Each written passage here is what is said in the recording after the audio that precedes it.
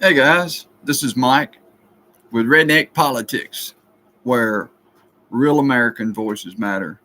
Man, I'm gonna tell you something. There's some crazy shit going on today, ain't they? I mean, it all started with them dropping all the information on Epstein, starting yesterday, where they're getting their hands on all that damn information. I think it's done got Trump all flustered and he's scared shitless right now because he don't know what's coming out. Um, but you can believe they got some heads up on it, But it just proves, it doesn't prove that Trump's done anything. I don't think anybody can say that Trump has actually done anything. But they were best friends for so damn long. There's no saying, it says if you hang out at the barbershop long enough, you're gonna get a haircut. Well, I'm gonna tell you, he hung out there plenty, uh, and it just didn't stop when Epstein got busted in 2007, like he says it did. That these emails are starting to show that there was some type of corresponding going on about Trump, with Trump, or for Trump, or what the hell ever it was. Uh, but he's now he's got to admit that, yeah, he has communications with this guy. He wants to claim that, oh, I found out he was a piece of shit, he's a scumbag and all that, and I don't want anything else to do with him, never again. And that's bullshit. These emails are starting to show that, and I really believe though that that was one of the things that scared him. I mean, myself personally, do I think that he ever got, in a situation with an underage girl? Like I said, you hang out at the barbershop long enough. But, you know, who's to say? But it's damn sure got him scared. And it's got a lot of other people scared too. But, this stuff goes way back. I mean, Trump was really tight with this dude for many, many years, man. And Trump wasn't running on the right side of the law all these years, like, he wants people to believe that he was. I mean, you got to understand, a lot of us baby boomers, we grew up with a son of a bitch. We knew what he was, what he was about. We knew he was a con. We knew that every damn time a business exploded, it was because he fucked it up somehow, and filed bankruptcies, and then people have to end up, the taxpayers start having to pay for that bullshit. So, people didn't look at him like he was some kind of god. People just thought he was another con man. I mean, he hung out with folks that was in the mafia, the Italian mafia. He was in bed with them folks. Don't you think he wasn't? He was also in bed with the Russian mafia. Trump was he's a damn good con man. He's a damn good showman. He knows exactly what the hell he's doing. He's good at what he does.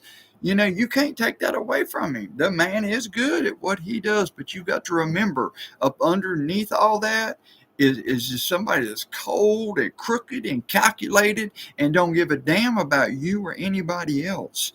I mean, he was in he was nothing, man. When he got this apprentice show that he got, at that particular time, he was nothing. I mean, everybody thought he was going to end up going under. I mean, hell, they had auctioned off a lot of his stuff before because he had been sued and all that. I mean, Trump was just, but we all knew who he was, and we knew that the Italian mafia and the Russian mafia, they were laundering money and all that. I even think the American government knew it. People want to act surprised. And this man, but he was also into pageants. If you remember that now, you remember he was head of the pageants. He was big on the pageant things. And, during that time, though, him and Epstein was hanging out. This was at the same time. And Epstein is now in cahoots with the pageant for, I think it's Victoria's Secret. I'm not sure. It may have been them. I may be wrong on that. But I think that's who it was. And then you had another guy. I don't know what his name. Boudreaux. I don't know, some shit. But he was into pageants of younger girls, mainly from like places like Russia and Ukraine and all those places. So all three of them were in. That it was just about the women. But you also got to understand too, they were young. They were, they had money. They were playboys. They were doing what they were, people would be doing. We think you're a better playboy than you are a businessman, because Trump ain't no businessman. Trump ain't never a straight ass crook. That's what he is. And right now he's taking every dime that he can get and then some, and he's getting away with it. And there's nothing, we can do something about it. The government can do something about it, but you got these goddamn Republicans that are getting right in bed with him. And what they don't realize is what you're doing right now. At some point in time, Trump's going to be gone. He's going to be gone. And then you're going to come up in the ranks. But there may not be no ranks for you, would you be showing your little coward ass. Like Mike Johnson, look, you're putting on a good show while Trump's in there. But trust me, if something happens to Trump, Mike Johnson, your career is ended, brother, because you ain't nothing but a snake-ass liar. And you are in my district, or I'm in your district, however you want to call it. But I know one thing, you are a liar. And when you start using the name of God and religion and Christianity to hide behind you being a liar and a coward, I mean, listen, dude, you're going to meet your maker. And when you meet your maker, it ain't going to be nothing nice, bro. It ain't going to be nothing nice. But listen, man.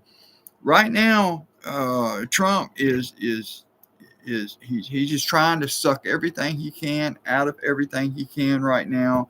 They've done made $4 or $5 billion in this crypto bullshit, but we've allowed them to do that because there is no government official, no president, nobody ever has done what he's doing. That's corruption at the highest level. And we got to do something about it. It is the man in the White House. I can understand that. But there are guardrails and there are things that can be done. But you got to get the people who are over those things to get off their coward little asses and do something, because that's what they are. They're scared right now. But when Trump's gone, brother, I'm telling you, everything you've ever thought you wanted to work for all your life is gone, because people ain't going to believe you, man. They're not going to believe you. They ain't going to, because they can all see now. They can all see right now. And if Trump can't see it, no, Trump sees it.